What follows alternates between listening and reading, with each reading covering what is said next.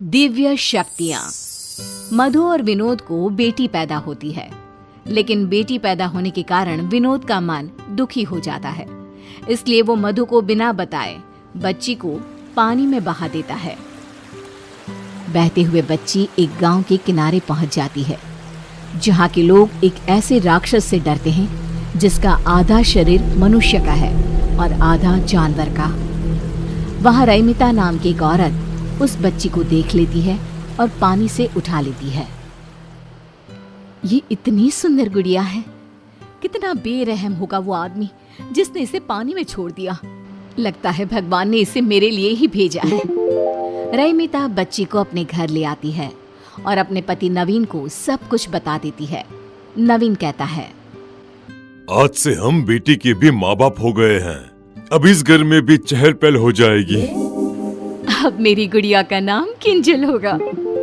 रैमिता और नवीन किंजल को अपनी बेटी बनाकर अपने साथ रख लेते हैं। जब रैमिता किंजल के कपड़े बदलती है तो उसकी पीठ पर एक त्रिशूल का निशान देखती है और तुरंत गांव की एक बूढ़ी औरत को बुलाती है और उसे निशान दिखाती है। ये कोई मामूली लड़की नहीं लग रही, इसके अंदर कोई ना कोई दिव्य शक्ति जरूर होगी जो तुम्हें इसके बड़े होने पर पता चलेगी। लगता है ये इस गांव को बचाने के लिए आई है। सालों पहले एक पंडित ने कहा था कि इस गांव को बचाने के लिए एक दिव्य शक्ति आएगी जो इस गांव को राक्षस के प्रकोप से बचा लेगी। ये क्या कह रही हैं आप? मेरी बेटी को इन सब में मत घसीटिए। तुम चिंता क्यों कर रही हो? इसे थोड़ा बड़ा होने दो, फिर तुम सब कुछ खुद ब खुद समझ जाओगी। मुझे समझ में आ गया है, भगवान ने हम दुखियारों के लिए मसीहा भेज दिया है। जो भी है, लेकिन आप ये बात किसी से नहीं कहेंगी। आपको सोहम की कसम है, नहीं तो ये गांव वाले मेरी बच्ची का जीना हराम कर देंगे। बूढ़ी औरत किसी से कुछ नहीं कहती, लेकिन उसकी खुशी साफ दिखाई देती है। हे ईश्वर, तुम्हें आखिर हम दुखियारों पर दया आ ही गई। दिन गुजरने लगते हैं, किंजल बड़ी होने लगती है।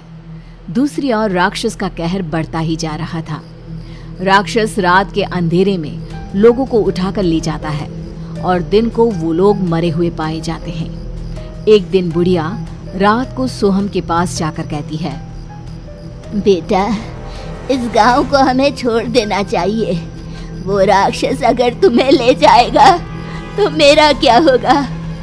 मुझ बुढ़िया का तू एक ही तो सहारा है। दादी माँ, देख लेना, मुझे कुछ नहीं होगा। आपका पोता किसी राक्षस से कम नहीं है। पगले ऐसे नहीं बोलते। सोहम सो जाता है और बुढ़िया देखती है कि सोहम के शरीर में कुछ बदलाव आ रहे हैं। उसके हाथों के नाखून किसी दानों की तरह हो रहे हैं और उसके चेहरे पर बाल आ रहे हैं। ये सब देखकर बुढ़िया डर जाती है और सोहम को उठा लेती है। उठते ही सोहम पहले जैसा ही होने लगता है। बुढ़िया सोहम को सब कुछ बता देती है। दादी, ये सब आपका वहम है। आपने उस राक्षस के बारे में इतना सोच लिया कि आपको हर जगह वही दिख रहा है। बुढ़िया को भी लगता है कि ये सब उसकी सोच और डर के कारण है। उधर नवीन एक गाड़ी से टकरा जाता है और उसके पैरों की हड्डियां टूट जाती है। रैमिता किसी तरह उसे अस्पताल में दाखिल करवाती है। उसके ऑपरेशन के लिए पैसों के जुगाड़ करने में लग जाती है, लेकिन जैसे ही किंजल नवीन के पैरों को हाथ लगाती है, नवीन ठीक हो जाता है। तब डॉक्टर कहते हैं, देखिए, अब इन्हें ऑपरेशन की कोई जरूरत नहीं है। आप इन्हें घर पे ले जा सकती हैं। सो स्ट्रेंज, बिना कुछ किए ही आपके हस्बैंड ठीक हो गए। रैमिता को बुढ़िया की बातें याद आने लगती है। किंजल कोई मामूली लड़की नहीं है, इसमें दिव्य शक्तियां हैं, लेकिन मैं अपनी बेटी को उस राक्षस के पास कभी नहीं जाने दूंगी।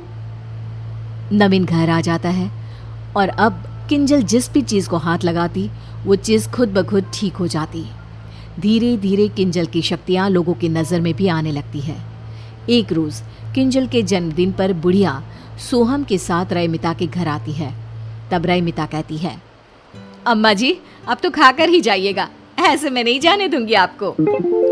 मैं सोच रही थी क्यों ना किंजल का रिश्ता सोहम से तय कर दो तुम, फिर तुम्हारी किंजल तुम्हारे नजर के सामने ही रहेगी। नहीं नहीं, मेरी किंजल शहर जाएगी, उसके लिए शहर से बड़े बड़े रिश्ते आ रहे हैं। बुढ़िया मन ही मन दुखी हो जाती है क्योंकि वो किंजल को अपनी बहू की तरह देख रही थी। खाने में रात होने के कारण रईमिता सोहम और बुढ़िया को अपने घर पर ही रोक लेती है। सोहम और बुढ़िया रईमिता के घर पर ही रुक जाते हैं। आधी रात को जब रईमिता पानी पीने के लिए उठती है तो वो देखती है कि किंजल कमरे में नहीं है। रईमिता तुरंत पूरे घर में देखती है लेकिन किंजल कहीं नहीं मिलती। रईमिता रोने लगती है और नवीन को उठाकर कहती है, हमारी किंजल कहीं नहीं मिल रही है, कहीं उसे वो राक्षस उठाकर ले तो नहीं गया होगा। मैं मर जाऊंगी, मेरी किंजल को कुछ भी हुआ तो।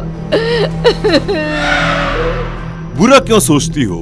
इतने में बुढ़िया आकर कहती है, मेरा सोहम भी नहीं मिल रहा। लगता है दोनों बच्चे उस राक्षस के हत्थे चढ़ गए हैं। चलो उस जंगल की ओर चलते हैं जहाँ वो लोगों को उठाकर ले जाता है। आप दोनों यहीं रहिए, मैं जाता हूँ। अगर वो राक्षस आप दोनों को भी ले गया तो मैं क्या करूँगा? मैं जी कर भी क्या करूँगी, मेरे लिए सब कुछ मेरा पोता ही तो है, मुझे भी ले चलो। तीनों जंगल की ओर जाते हैं लेकिन रास्ते में किंजल और सोहम कहीं दिखाई नहीं देते। बुढ़िया सोहम सोहम चिल्लाती जंगल में चली जाती है और देखती है कि किंजल भाग रही है और राक्षस उसके पीछे है। किंजल, मेरी बच्ची, तुझ में दिव्य शक्तियाँ है, तू इस राक्षस को मार सकती है और मेरे सोहम को बचा सकती है बेटा। मुझे कुछ समझ में नहीं आ रहा दादी माँ। नवीन और रईमिता भी किंजल की आवाज सुनकर जंगल में घुस जाते हैं। रईमिता किंजल के पास चली जाती है और राक्षस गुर्राते हुए तेजी से किंजल की ओर बढ़ने लगता है। मेरी बेटी को छोड़ दे, चाहे मेरी जान ले ले। राक्षस रईमिता को मारने आता है और किंजल अपनी माँ को बचाने के लिए चाकू राक्षस को मार देती है। राक्षस गुर्राने लगता है और जमीन पर गिर जाता है। अब मेरा सोहम भी मिल जाए बस। मैं कहती थी ना रईमिता, किंजल में दिव्य शक्ति है जो इस राक्षस को मार सकती है। राक्षस का शैतानी रूप गायब हो जाता है और वो अपने असली रूप में, जो कि सोहम का है, उसमें आ जाता है। सोहम, इन सब के पीछे तुम थे? नहीं नहीं, ये सोहम नहीं है। सोहम को राक्षस ने अपने वश में कर लिया था। हर 21 साल में वो अपना शरीर बदलता है। इस बार वो सोहम को चुनने वाला था। किंजल, तुम ना होती तो मैं बुढ़िया अपना आखिरी सहारा भी खो देती। गांव राक्षस की कहर से मुक्त हो जाता है और किंजल की शादी सोहम से हो जाती है।